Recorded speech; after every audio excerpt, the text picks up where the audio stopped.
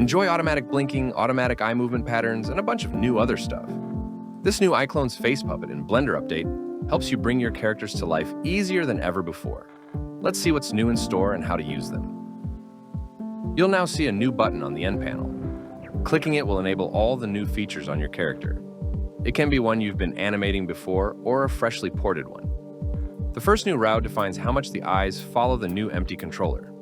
Unlike the classical eyes bone, this one will use iClone's eyes look shapes, which means that the eyebrows will follow the eye movement a lot more. You can attach the empty controller to an object and the character will stare at it. You can further refine that by using the face puppet shapes.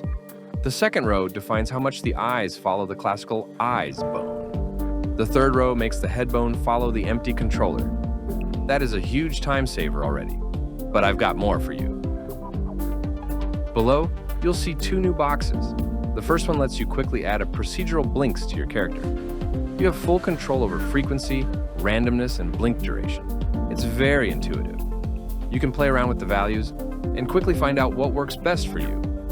You can also further fine-tune the pattern by clicking here and moving the generated keyframes manually. The best part is that this only affects the currently active frames. You can have different parameters for different parts of your timeline. This also does not replace your face puppet animations. If you already have a scene where you animated the eye blink shape, auto blinking will simply complement it, not replace it.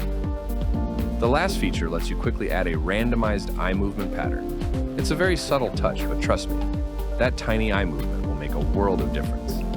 Set up the parameters and click on Add Auto Look. Just like with Auto Blink, it will add keyframes to the active part of the timeline.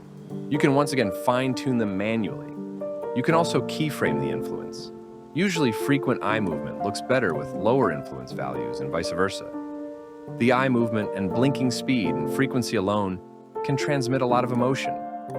Here she looks calm, here flustered or surprised. And here she's giving you the sultry look. Add faster blinks and frequent short eye movement and you've got fear.